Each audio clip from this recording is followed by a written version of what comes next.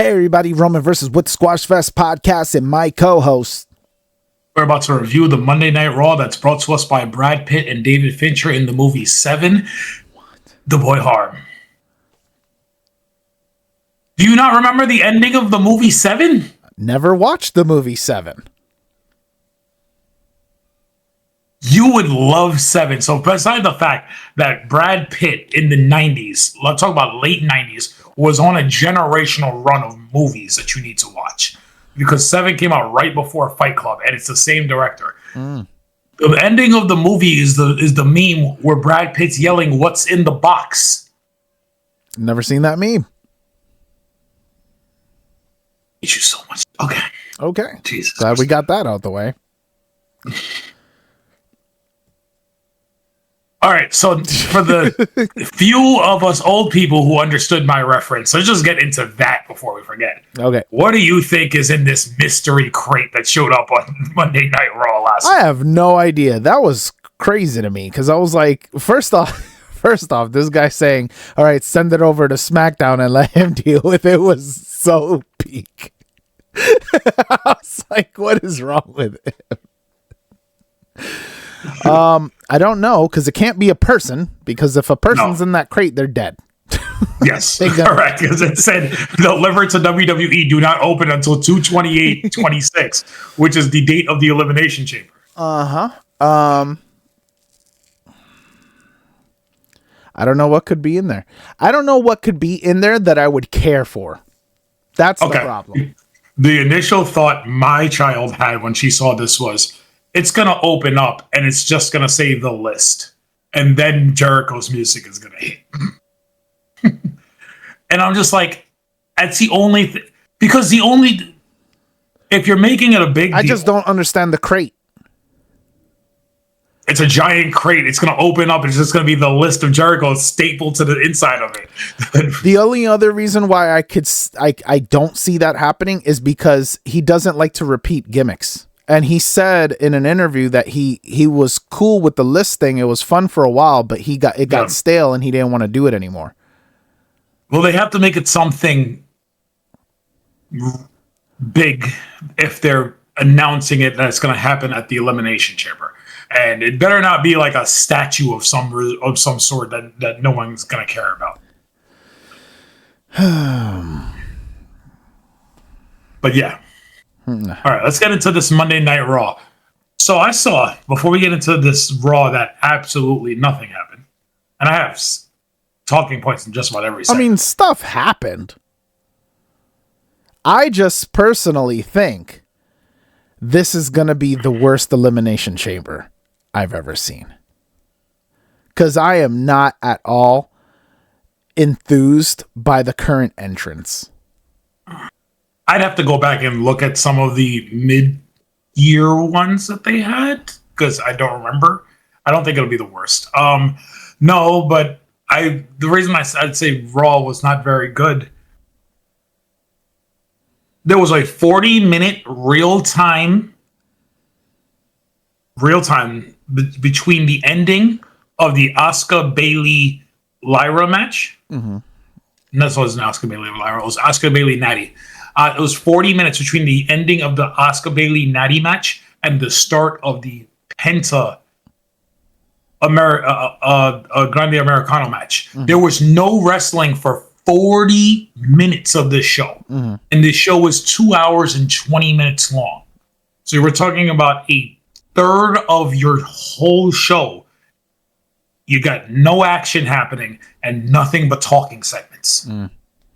It just felt like, what the heck are we doing with this show? Nothing. Like I was listening to Going on Raw, and Steven Larson were like, the Phil Brooks household ate up half this show. Like, I was just like, it's just like, what is happening? So the show kicks off, and after everybody's making their way in, we got Jimmy and Jey Uso coming down with bandanas wrapped around their forehead. And I'm just like, all right, I understand Samoans are adjacently minority, adjacently black, but can you look more like the corner boys, like you used to look like when you were running around with Roman?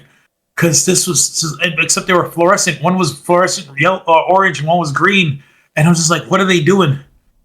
So they come out and they start talking, and they're immediately interrupted by the Vision.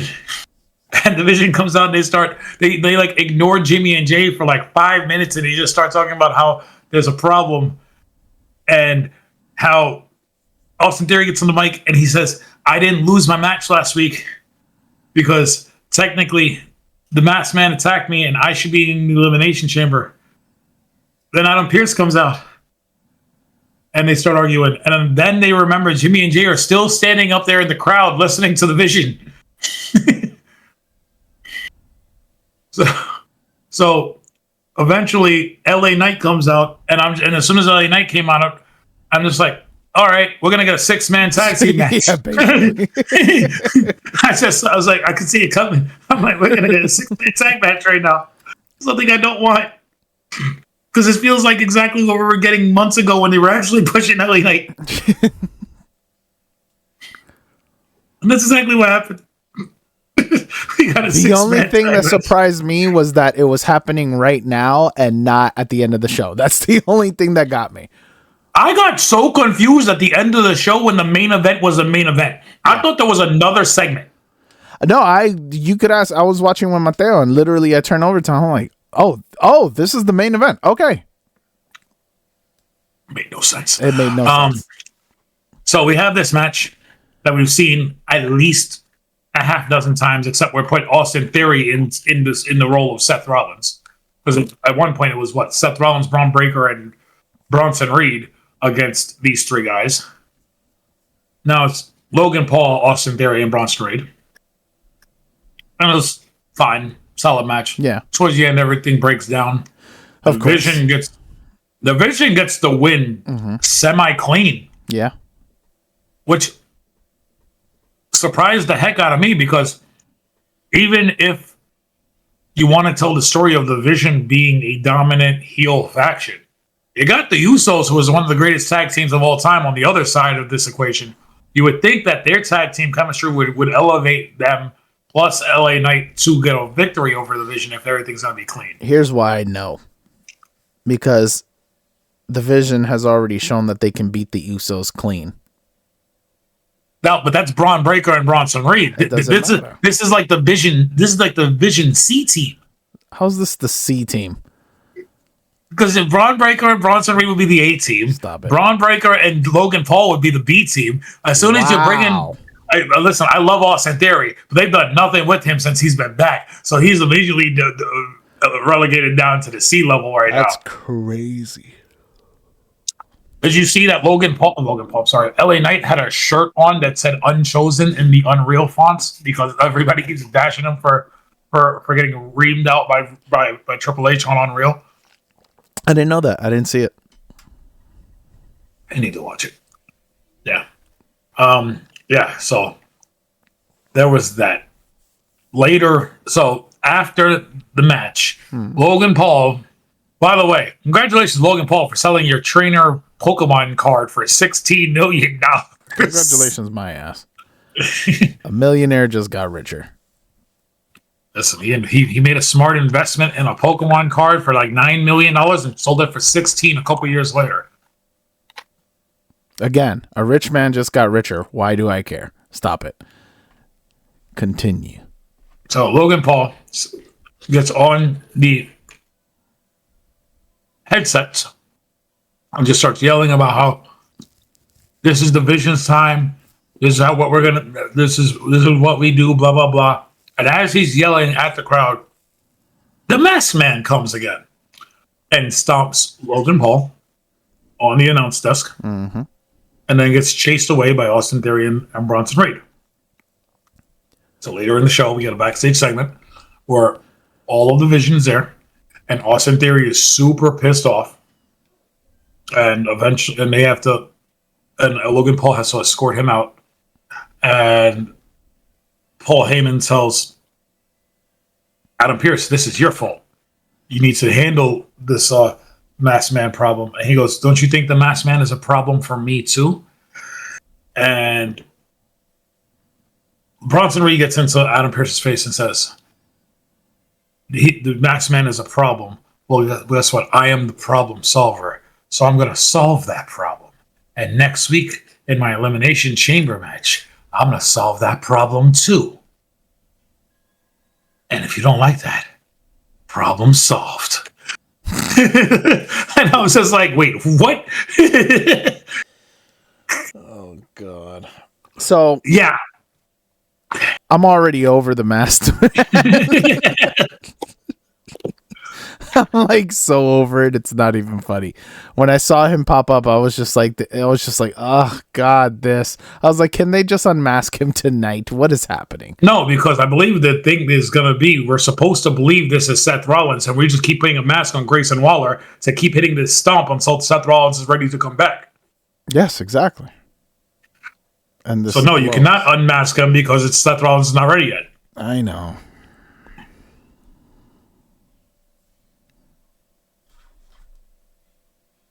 So there was that. How do we feel about Bronson Reed taking a forefront in the division while Braun Breaker's gone? The what? How do we feel about Bronson Reed getting I think that's great. I think he deserves it. He's really talented. Back when they were first forming this thing, you said there's only but so high of a ceiling for this guy. And while that has been true, they have definitely continued to push him. Beating Roman Reigns, doing such great things in the faction itself. They give him mic time. He's great. This reason I say there's only so high of a ceiling for him is because of the presence of who Braun he was Breaker. adjacent to. Yeah, it's because of the presence of Braun Breaker, right? Yeah, you need to push Braun and have him be the focal point, and then have Bronson just, which is fine. But they've done a great job of keeping Breaker as the focal point, but also highlighting him. And I love what they've done and their ability to do that. The only problem is that because there's such an emphasis on those two, and Logan automatically gets that put on him as well because of his stature in the world. That's why I think Austin Theory falls to the wayside. However, now that Breaker's not there, they could be doing something to elevate Austin Theory. My issue is, at this point, there is nothing you can do outside of him being the inside man for Seth Rollins. Correct. If that is not the route that they take, this man just got wasted again. And don't be surprised if he ends up getting released. I agree. At this point, he is future TNA World Heavyweight Champion Austin Theory, because you're so disrespectful. I was trying to think of a name for him, but I think he owns the name of Austin Theory. I think that's what he wrestled with on the Indies, at least in Evolve. I'm not disrespectful at this point. It's because of them. It's not because of him. I agree. He's great. I mean, they make the same argument I used to make for Mustafa Ali. Like, he does everything great. Mustafa's amazing. Mustafa had everything, but they couldn't figure out a character for Mustafa outside of making you Pakistani Iron Man with your glowing chest, and then putting you in the front of Retribution when Retribution was crap. Like, they couldn't figure out Retribution could have been a thing too if it wasn't for the fact it's the booking, bro. They don't know what to do with these factions. Retribution was done the night the pandemic happened, and Vince had them all come out there with chainsaws and chainsaw the ring in half. Like, it was that gimmick was over, bro. Like, I can't stand you. And not over in a good way. It was like, oh, this is stupid. They just ruined it. Then they gave them names like T-Bar, Reckoning, and Mace. I'm sorry, it's over. Okay. And then we get into the first match, the second match of the night, but the first Elimination Chamber qualifying match between Bayley, Asuka, and Natty. So I knew Natty wasn't going to win, right? I thought they were going to disrespect her by having her take the pin. I'm happy that didn't happen.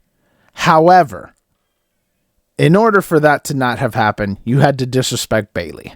And the reason I say it's disrespect is you're not going to have a whole vignette with the girls talking before the match and Bayley specifically talking about how she got screwed over last year. WrestleMania when she got pulled out of the match. Yes. And then now screw her over again. Like, what are we doing? Come on. What are we doing? At this point, she's going to end up going to AEW with Mercedes. Unfortunately, I can see that. Bayley, remember last year, was it the Chris Van Vliet interview she did where she said, sometimes you want to be the good soldier. Sometimes you want to do things the right way. But sometimes being the good soldier doesn't get you anywhere. So you would think that, all right, maybe she's going to be more vocal. Mm-hmm. Bayley has clout in WWE. She's not Charlotte Flair. So for some reason, she farts roses over there. But Bayley has enough clout as, one of the 4 horsewomen and one of the, multi-time women's champions and does everything for them. That if she had a problem with something, she can go in and speak to Hunter and say, hey, I'm not liking where I am. Can we figure something out moving forward? I think you're wrong. I don't think I'm wrong. I think she has a clout. I think she's unwilling to do so. I think she's more willing to say, yeah, I'm okay with where I am, trying to be quote unquote role model and elevate the next generation of stars. I'll help Lyra get to the point where she's a future star. I'll help Maxine in the background. I'm okay doing out of my own pocket, running a whole women's seminar for women's indie wrestlers. That's something that she did on her own. That had nothing to do. But that's what I'm saying. But this is her personality outside of character. Mm-hmm. So it's maybe it may not be in her personality. I think we look at her as one of the 4 horsewomen. I believe we look at her as somebody who has earned her right to say, I don't like this. I don't necessarily agree that the company views her in the same light, because they have not treated her the same way as the other 3. No, they've not treated her the same way as Charlotte and Becky, because they kind of disrespected Mercedes and Naomi on the way out with the tag titles. Yeah. I know that's Vince McMahon. Yeah. That's Vince and not Hunter, but she's not viewed as main eventer anymore. And it's crazy because she won the Rumble 2 years ago. She had a good match against EO at WrestleMania 40. Like she puts a good match up against anybody. She's good as babyface or heel. I don't understand. And I understand, like, you have so much, and we talk about this on an NXT level a lot too, but you have so much women's talent there too. You have Rhea, and when Bianca comes back, hopefully soon, because she's rehabbing her finger now. When Bianca comes back, and now you have Becky and Charlotte and Jade and Stephanie Vaquer. It's very easy for people to get lost in the shuffle. And Bayley seems like she's been lost in that shuffle for a year plus at this point, where she's stuck in a tag team. Let's remember the fact that they literally, to your point, stuck her in a tag team. And then after that, had her go away and come back as this broken gimmick that they quickly kind of dissolved. And yet it's still kind of there, but it's not. But I haven't seen it in a month. Like, I haven't seen it in a while. No, but she'll just spaz out, you idiots, type of thing. But other than that, she's just regular Bayley. So that's my thing. They tried to revamp her and then have done nothing with it since. So for me, I feel like they've kind of given up on Bayley. Yeah. And eventually she's going to get tired of playing the good soldier. And that's why I say I can easily see her leaving the company at some point. Yeah. And AEW may be a good spot for her. I don't know if she I don't view her as work rate wrestler the way they do things over there. But then again, the women's division is not the same as the men's division over there, so maybe she can go there and be one of the better women's wrestlers there. But It's either that or I don't see her wrestling anymore. I can see her in a producer role or doing something else. No, I don't mean, I don't think any of that. I think like running a school of some sort or doing something outside of, you know what I mean? That's what I see. I don't know. That would suck. But yeah, Asuka gets the win. And to the point, it's like we talked about the revamping of Bayley not working. The revamping of Natty so far has worked for me. Yeah. She's more aggressive. She's in people's faces. I wish she would go a little bit more MMA with her in-ring style. I wish that she would stop doing the sharpshooter because I agree. I feel like she needs a new finisher. Something. Yeah. To match Give her the some personality. I would like to see her go for the sharpshooter and then stop midway, like just during a major feud. So have her go for the sharpshooter and then you say, you know what? This isn't it. This doesn't win me the matches. This has done nothing for me. And then like kind of throw it away and then hit us with something new. And then that's when she wins whatever the hell feud or title or whatever the case may be. And just going forward, she has a new, because that sharpshooter isn't doing it. Yeah. So Asuka gets the win by tap out. Bayley taps out to the Asuka lock, which is another thing. I say this all the time, especially with Bayley's character, that baby faces for the most part shouldn't tap out. But Bayley passing out to Asuka there would have been more impactful. But Bayley shouldn't. And it would have been stronger for Bayley. It would have been a stronger showing. She would have lost, but at least she didn't tap. Yeah. Asuka wins.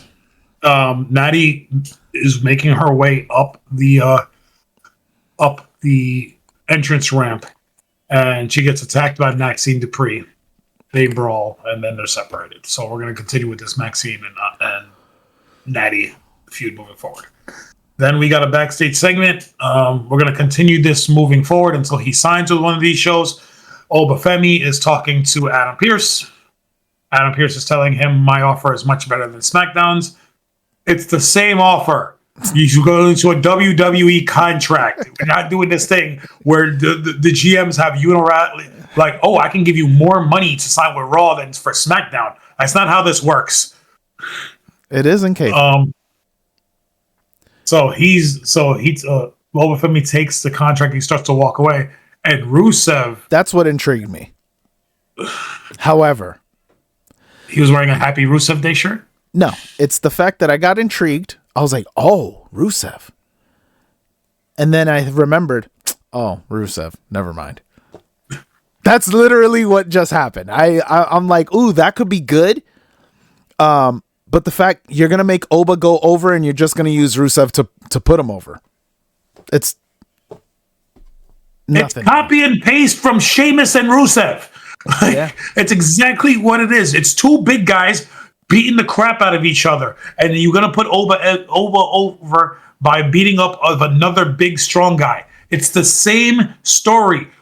Why did we re-sign Rusev back to WWE if this is all we're gonna do with him? Yeah, very disappointing. Let's talk about this Punk promo. Punk gets into the ring. Sorry, this was Punk gets into the ring. Okay. Oh, actually, hold on. Before we even do that, because again, 40 minutes between this. Yep. Stephanie Vaquer, Liv Morgan. I don't have a problem with the content of what happened. Okay. Here's my issue with it. This was a pre-tape segment. Yes. Michael Cole said earlier in the show that he sat down with Liv Morgan and he's going to have for an interview, and he was teasing that she was going to make her pick. Yes. One, she didn't make her pick at all. But secondly, if this is a pre-taped segment that Michael Cole already knows about, Michael Cole knows that Stephanie Vaquer comes into the room and starts yelling at Liv Morgan in Spanish. Yes. So if this is a pre-taped segment all in Spanish, why do we have no subtitles for the American viewer And for the people who are in the stands in Memphis who are watching this on the screen, they're not going to be able to understand anything that Stephanie McCurry is saying, except if you're trying to listen to Dominic Mysterio translate whispering into Liv's ears. Every time we get a Kabuki Warriors like back vignette where they speak in Japanese, or anytime we get Shinsuke Nakamura with a backstage vignette when he speaks in Japanese, we get subtitles. Why? Because it's for the American viewer at home to understand what's being said. And it's not for and again, this is not the same argument I used for the Bad Bunny. Oh, because I had a response and it was going to be Bad Bunny, but continue. But that's different. Okay. That's a little different because that's a musical performance for 45 million people are going to be watching. This is a and that was live, right? So it's harder to do live than if you have a pre-tape. You throw the subtitles on. So you're mad at production because they had all day and they just decided. and here's the thing: the next segment, 10 minutes later, Michael Cole on commentary literally says the Stephanie Vaquer Liv Morgan segment is up on our social medias with subtitles. They had it ready. They just decided to put it on social media 10 minutes after the segment aired.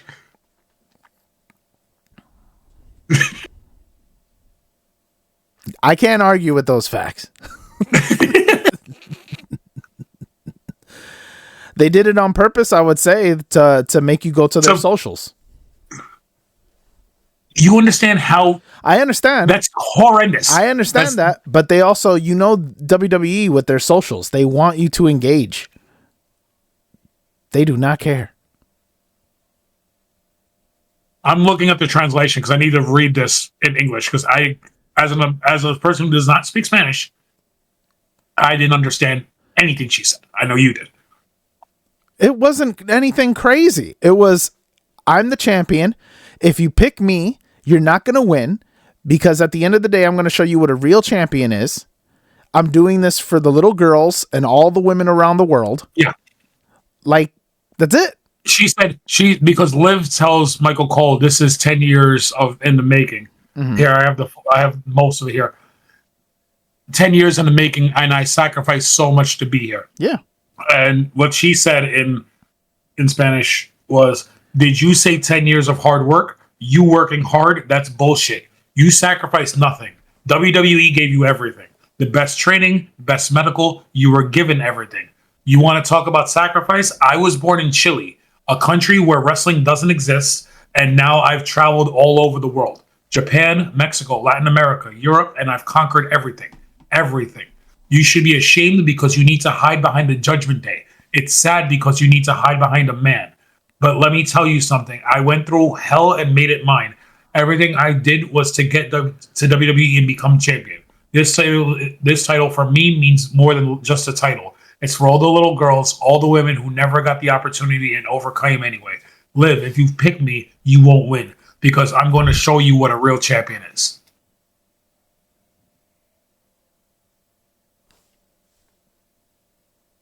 But here's the thing. Again, same thing with subtitles, and you can understand why Liv Morgan's crying at the end of it.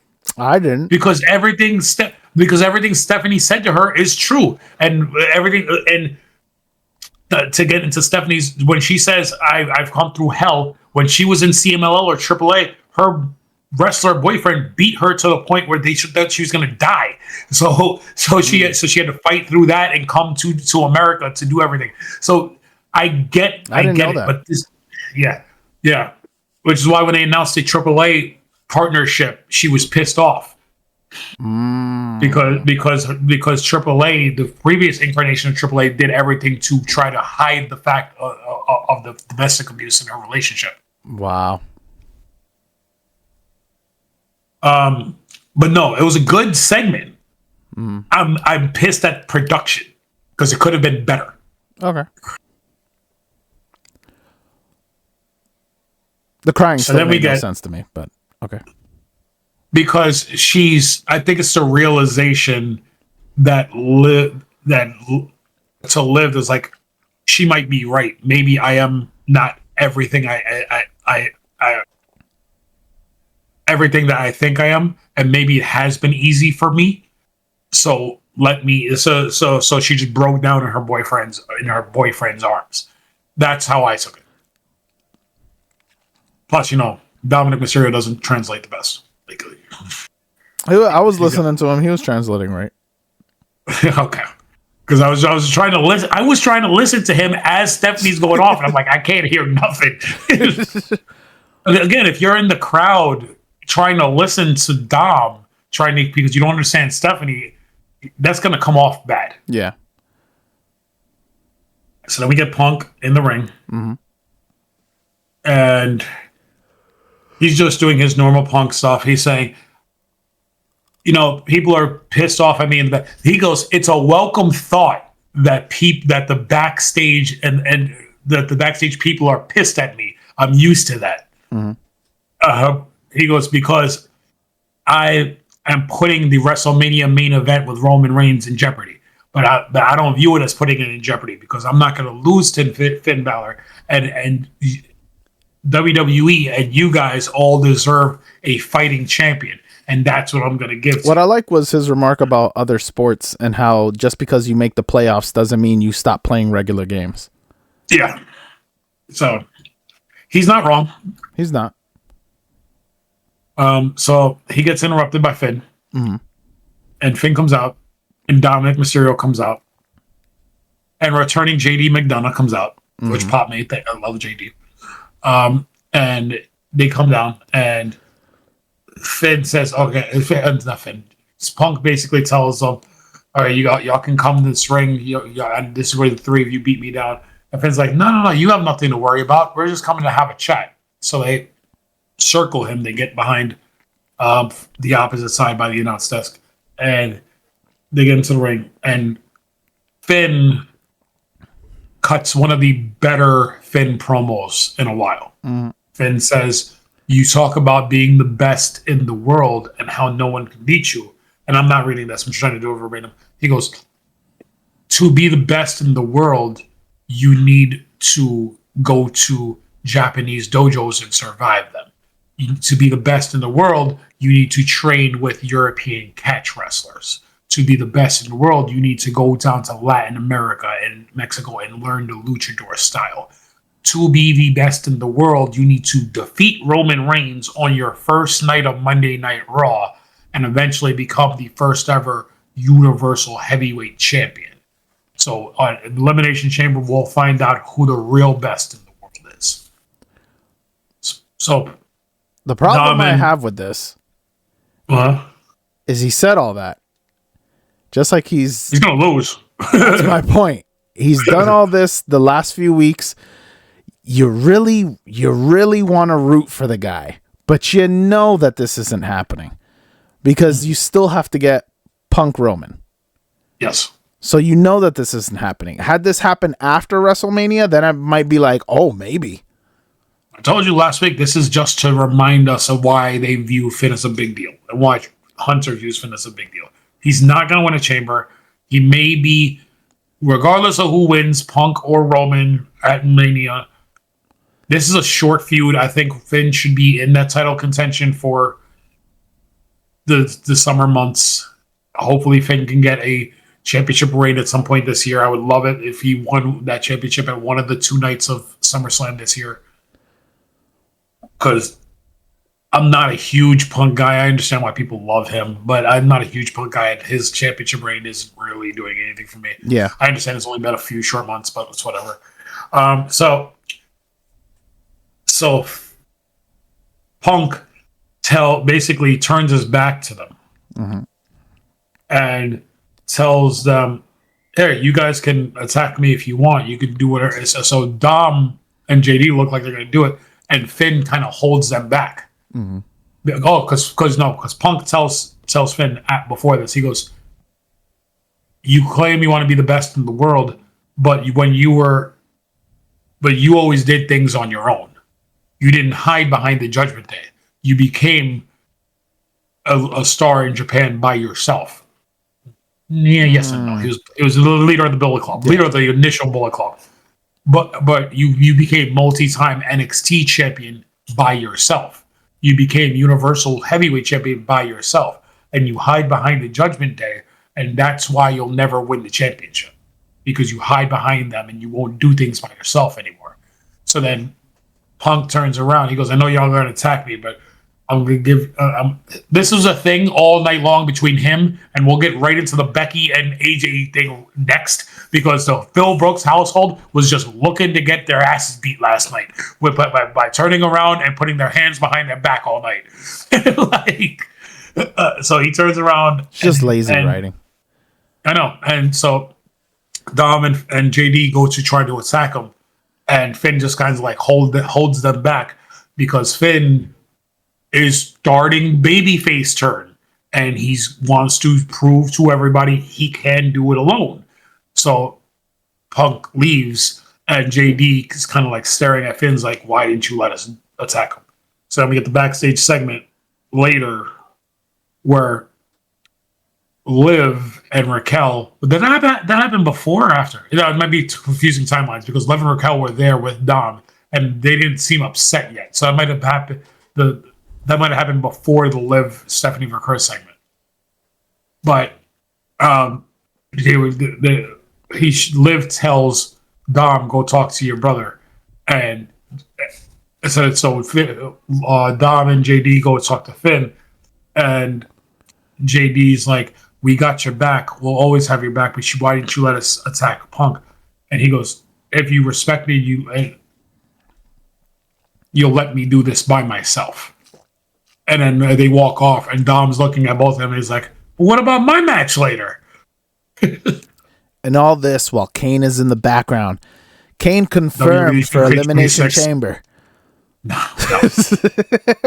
I think they did that because people online were pissed off about Kane's body or his face on 2K26, because the initial 97 Kane had a mouth that moved when Kane's mask doesn't move. Kane's mask is just a slit. Mm-hmm. So they had to redesign it. And I think they showed it on screen for that. Oh, okay. WWE doesn't do anything without... Might I also mention, I will not be getting 2K26. Oh, I'm thinking about not... Well, I didn't get 25. But yeah, what are you talking about? Me and you... I was thinking about getting 26 if they revamped GM mode and universe mode and made it good. The problem is they announced last week with a ringside pass, basically a battle pass for 2K26, that even if you purchase the DLC characters... Yes, you still have to unlock them. I told you that. You still have to unlock... Yeah. You still have to unlock them with the battle pass. I don't appreciate that.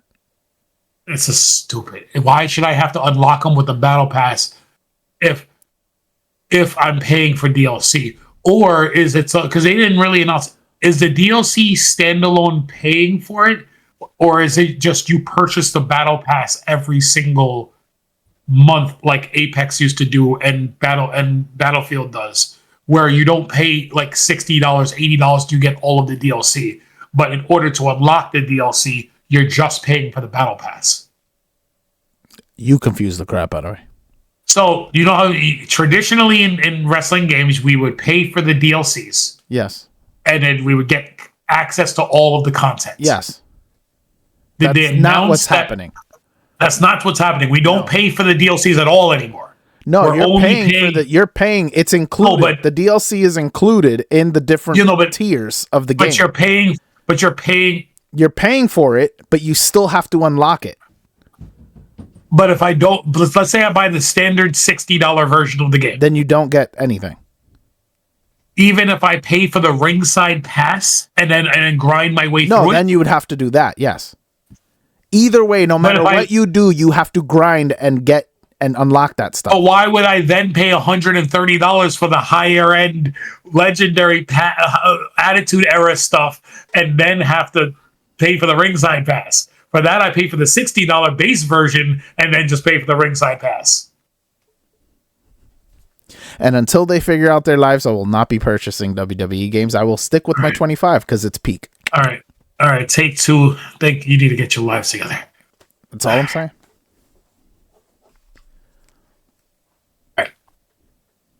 So then we get a backstage segment. Actually, this is where the mystery crate shows up. So the mystery crate shows up, and Adam Pearce is asking the stagehand. I forget the guy's name. Eli, I think his name was. He's like, he goes, Eli, what is this? And he goes, it's a box. He goes, I can see it's a box, but why is it here? He goes, I don't know. The only thing I do know is it says delivered to WWE. Do not open until 2/28/26. And then that's when Adam Pearce tells him, put it back on the truck, send it to Nick SmackDown, let Nick Aldis deal with it. But as he's doing that, El Grande Americano shows up. By the way, I did not watch the international versions, but I did see the international OG El Grande segment, which was hilarious. I didn't see that. Okay, we'll talk about that in a second. But new El Grande, Ludwig Kaiser, shows up speaking Spanish and asking for a championship opportunity because he's not in the Elimination Chamber qualifying matches, even though OG El Grande is. And Adam Pearce tells him, well, because Jevon and OG El Grande beat your two guys last week, and they got into the match, and you didn't, and they didn't. But if you want an opportunity for a championship, I'll give you a number one contenders match tonight against somebody for the Intercontinental Championship. So that happens. We find out that's Penta versus versus New El Grande Americano. And Penta wins with not the Penta driver, a Canadian Destroyer. And then after the match, because Bravo and Rayo were trying to get involved, and OG El Grande, Chad Gable, pulled, doesn't matter which one, I forget which one it is. One of them under Bravo. the ring. Okay, the blue one. Under the ring. Rayo goes to make the save, pull Bravo out, and he pulls out OG Americano. He hits the German suplex on the outside. He hits the belly to belly on the other one over the thing. Canadian Destroyer. Penta gets the win. OG attacks the. No. Stop. So after Penta wins the match, there's a second where they're hesitating, OG and Penta, looking at each other. And then Penta gives him the pound. That irked my soul, bro. Okay, I must have not seen that part. That irked my soul because the whole reason for his inception was the fact that he was screwing over luchadors. He was tired of them, and he kept screwing them over for months with that stupid thing in his head. And then now all of a sudden, I don't care that he showed up like for 2 weeks and he did babyface stuff. They should not have just squashed the beef like that.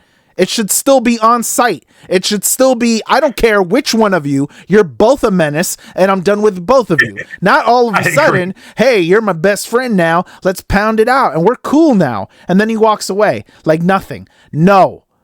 Here's my argument. I agree with you. Here's my argument. So goddamn stupid. In kayfabe, Chad Gable, OG El Grande Americano, has done enough that every other babyface says, okay, cool, you're not Mexican, but you're no longer disrespecting our heritage. No. I'm just saying. No. I'm just saying. No. This pissed me off. So, this entire thing pissed me off. So, OG attacks Ludwig. New El Grande almost unmasked him, but the Americanos pulled him away. Mm-hmm. Later, in an international segment, Kathy Kelly is interviewing OG El Grande Americano. And I think Chad Gable forgets sometimes. And I think that's the point of the gimmick now, is because Ludwig speaks Spanish. Mm-hmm. And that's why he's getting beloved in AAA. And OG Americano doesn't speak Spanish, because he literally says, Kathy, excuse me, my English es no bueno, but because my English is not good, I'm going to cut this entire promo in English. That's what I got. That's what he said. And he goes on to cut an old promo in Chad Gable's voice talking about how he's the OG and how the imposter stole his identity, and he's gonna go on to proving that he is the true Mexican legend and the true El Grande Americano. I'm ready for both of them to both be unmasked and be done with this. And meanwhile, here's the thing. We're still going with, this is not supposedly Chad Gable, but his mask still says American made on it. What are we doing with this whole segment?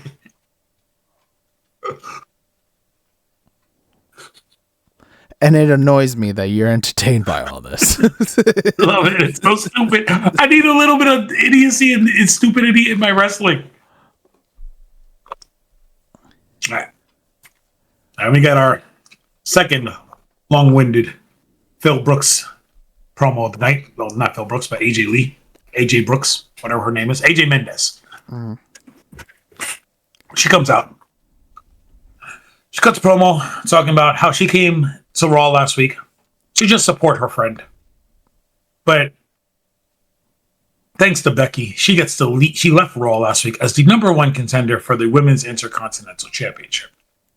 And she didn't, when she came back to WWE last year, to help her husband, she didn't know if she could still go in this ring. She didn't know if she could still wrestle on the level where people would care, on the level where she's not being disrespectful to anyone. But by beating Becky twice, she proved to herself that she can still wrestle and become a champion. So, and she goes, if I beat Becky, and when I beat Becky at Elimination Chamber, I can be able to go on to have matches with the likes of Bayley and Rhea Ripley and Asuka and Charlotte Flair, just to name a few of the people she said. She goes, no, but I'm stuck in this Becky loop. So she goes, Becky, since last week you attacked me and pushed me into the ring post and gave me a knot on my forehead. We have the match at Elimination Chamber, but you can come out here and I got something for you. So Becky comes out. Becky cuts a promo. And it doesn't matter what Becky says, because eventually she gets into the ring because AJ's basically in her head and calling her a coward and saying, you're the man, but you won't get in a fight me. And AJ tells her, you can get in your ring and I'll let you have the first swing, because Becky is like hesitant. I was expecting her to make you have the high ground Anakin kind of reference, because he goes to like slide in and she comes out and she goes, no.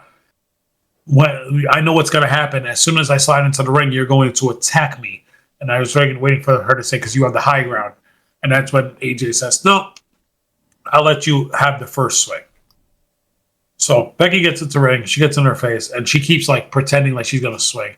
And AJ's like, what's the matter, Becky? You had so much talk when you were so far away, but now you won't do anything when you're in the ring. Actually, you know what? I'll let you have the first swing. And then she goes, I'll even put my hands behind my back. And she puts her hands behind her back and she kind of like leans forward. And Becky still wouldn't attack AJ Lee, even though her hands were behind her back. So Becky then leaves and she goes, I don't fight in Memphis. Meanwhile, the entire crowd is chanting, whoop that trick, because that's the Memphis theme song. It's not just the Trick Williams thing. It's the Memphis. I was wondering, because they were doing that all night. And it was annoying. It's a Memphis theme. Because I think it was started by around this. It was on the Hustle and Flow soundtrack. Oh, I remember that. Yeah. So Becky leaves. She goes, I don't fight in Memphis. So then she leaves, and AJ is just standing there. Two things from this entire segment. You're gonna hate mine. Go ahead. Well, three things then. Oh. AJ is decent on the mic, okay, but it's just this was way too long. Mm-hmm. She can't have these long-winded segments. Secondly, I still think Becky's going to win in the Chamber, and then we're going to somehow motivate a match at WrestleMania, and AJ's going to win at WrestleMania to get the win there. Thirdly, I need whatever CrossFit training AJ Lee be doing, because those abs were popping hard last night, bro. That's it. Like, Jesus Christ, my one keg needs to hit whatever she's been doing the last few years. That's all I got. I said you're going to hate mine. I'm ready for AJ to go. AJ could go right back into retirement, and I'm okay. I'm just not excited about this, like, whatsoever. It was cool when she first showed up. This is now what? The 18th month that we're dealing with this feud. I'm over it. WrestlePalooza was in September. Okay. And we're in? February, so that's 5 months. Okay. This is the same length of time that we gave the Drew with everybody, the Damian Priest with everybody, the Aleister Black with everybody. Like, no, I'm over it. And the messed up part is this is going to be their first singles match in all that time. Yes. Yes. This is only her third match. I'm over it. She can retire again. I'm okay. This could be Becky can retire her.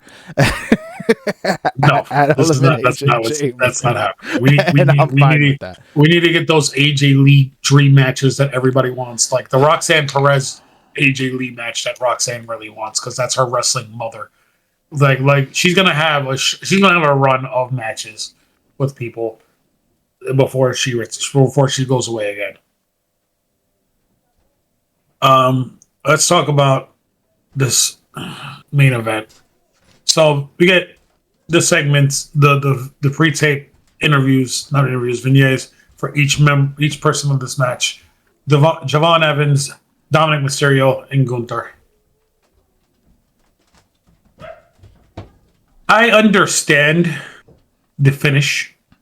Okay. First of all, hold on. Before we even talk about the finish, before we talk about who won this match, I don't need to see Dragon Lee. I do. I don't. I love this. I love this.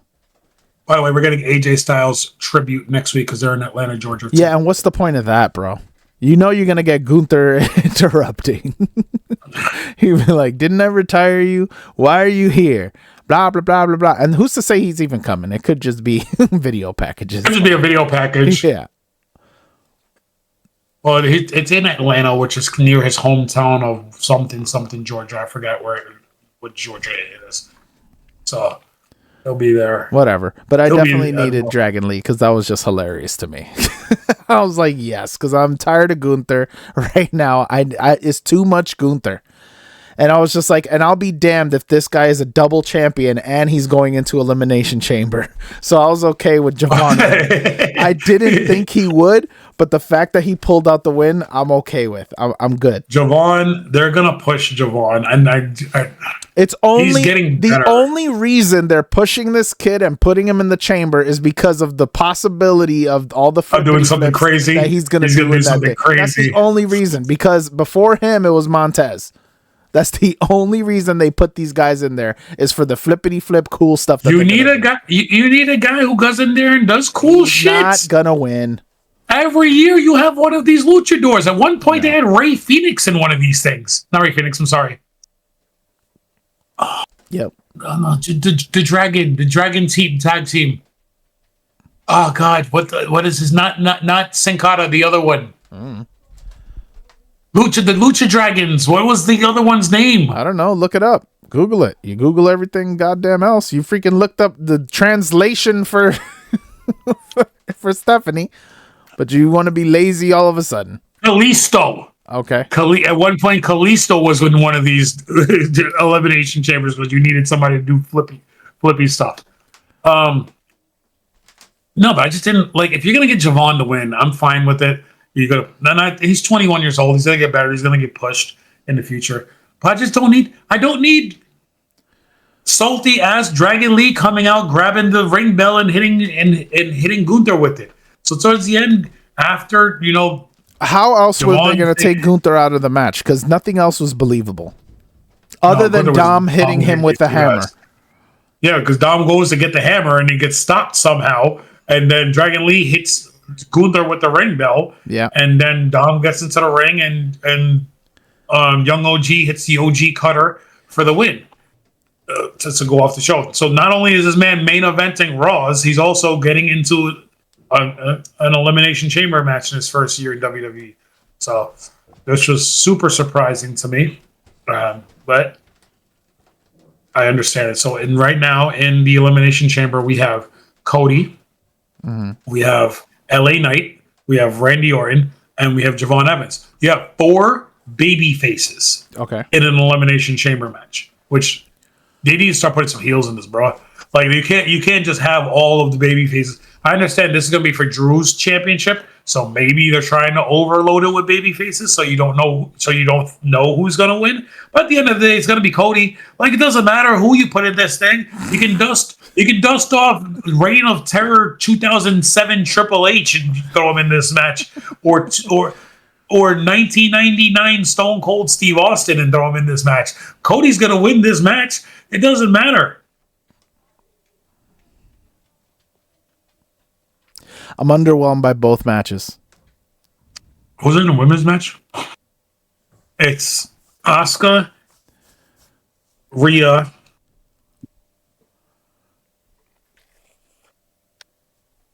You know Io's getting in next week. Right now it is Tiffany Stratton, Rhea Ripley,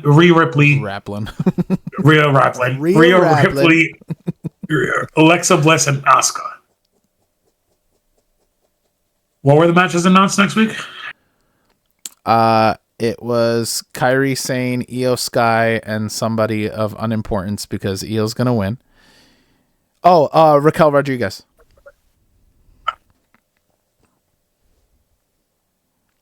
And then we have 2 announced for SmackDown. We have so this Friday on SmackDown we have Carmelo, Damian Priest, and Trick Williams. Trick is winning that. Trick's gonna win. They could throw Damian Priest in there just to tease us with a Damian and Drew McIntyre feud again. I'm just saying.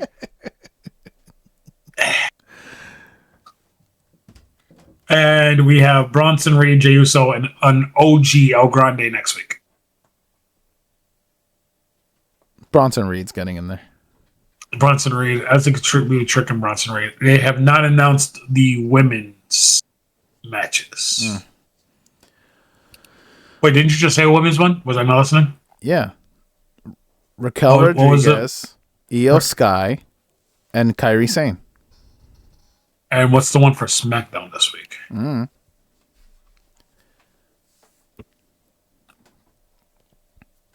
But yeah, it was a very lackluster. Yeah, it's gonna be Io winning, getting in that match. Yep, because they want to tease the whole. The other one is Charlotte Flair, Nia Jax, and Kiana James. Why can I not picture who Kiana James is? Oh, Kiana James. Kiana James. Well, she's been getting a lot better in the ring, so who knows? They're not. It's going to be Charlotte. But that's going to be stupid because we're going to have Charlotte and Alexa, so they're going to have to fight each other. And we're going to have Io and Rhea. I'd rather Io not get in and have... rather Charlotte not get in and have Nia in that match. I agree. It's not going to happen, but I would prefer it. I'd rather neither one get in the match and get Raquel and Nia in the match. I'd rather none of those people. Well, I would Raquel, but I would have preferred Julia in this match so we can pretend to give her some sort of attention. That would have been nice. She lost it last week. I know, that's what I'm saying. I would have preferred if she would have been in it. What Kiana James should do is be like, I'm the manager. I should give up my opportunity in the Elimination Chamber qualifying match to give my client a second opportunity to get in this match, which she'll then lose. That would be dope. Which she'll then lose. But but at least we'll have something. I can't with you. I have no faith in them pushing Julia, even though she's a champion. I agree. History. That was Monday Night Raw. You want to do a SmackDown? I'm SmackDown. You want to do an NXT preview? You do this every time, and I'm getting tired of you. I'm gonna get you canceled. I'm gonna get myself canceled. We know. You want to get yourself and everybody around you canceled. We should do a TikTok where we do top 5 most ridiculous things WWE can do with what's in the box. I hate you. I'm just saying that because I'm scrolling through Google Images and it's a picture of Hornswoggle in a box. Oh my God. All right, but yeah, that was Monday Night Raw.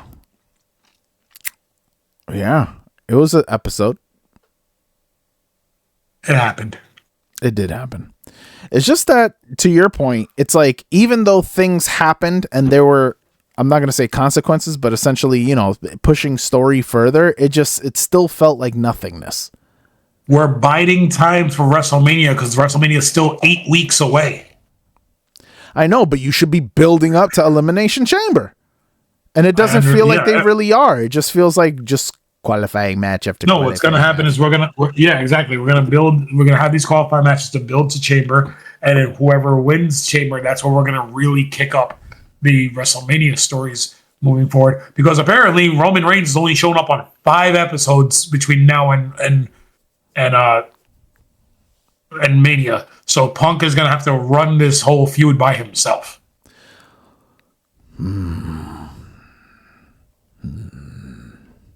Well, that's what you get when you can't build stars, because every opportunity you get to build stars, you refuse to. No, what you could have done, and I'm saying you TKO one and Roman and Punk. What? It's in the side. You can hear me.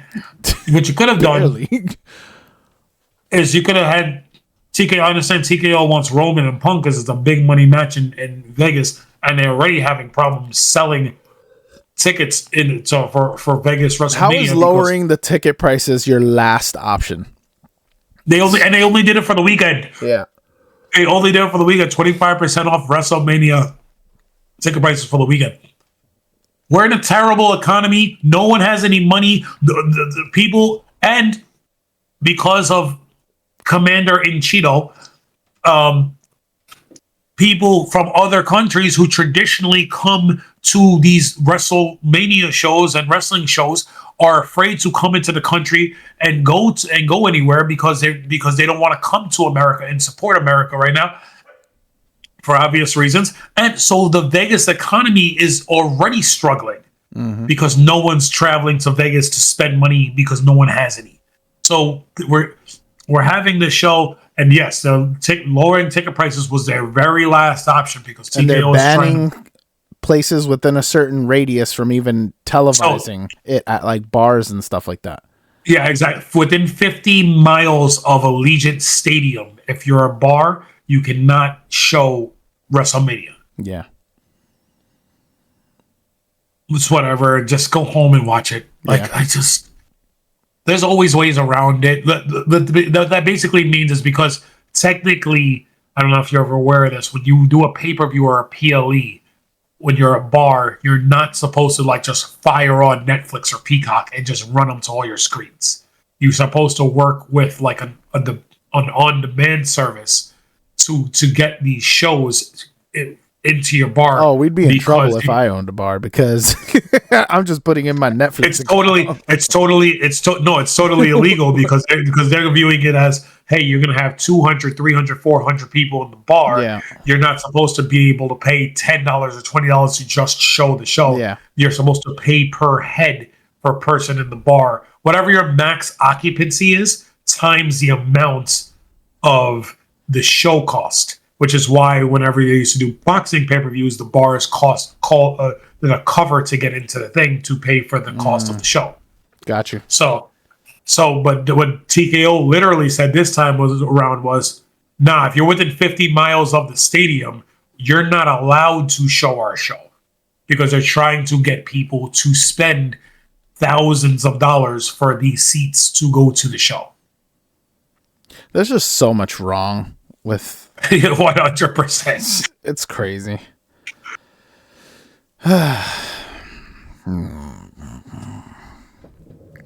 It's okay. One of these days, when we make enough money on this podcast to stop covering WWE, and we can start covering something else, we could take our following from WWE Right. and be like, this week on Major League Wrestling Countdown, something like, because so take the entire following somewhere else and be like, you just watch it for us. You don't even watch it for WWE, because we're gonna cover some indie. We're gonna cover DDT Pro Wrestling. What is wrong with you?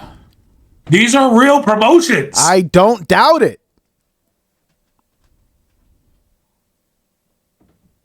The 5 Wrestling out of Seattle. I can't with you. That was Raw. And I'm done. All right. So, as always, we appreciate you guys for watching. Thank you for following us and tuning in. You could always catch us on Spotify, TikTok, iHeartRadio, and YouTube. What is wrong with your face? You can't do this. We'll catch you on the next one.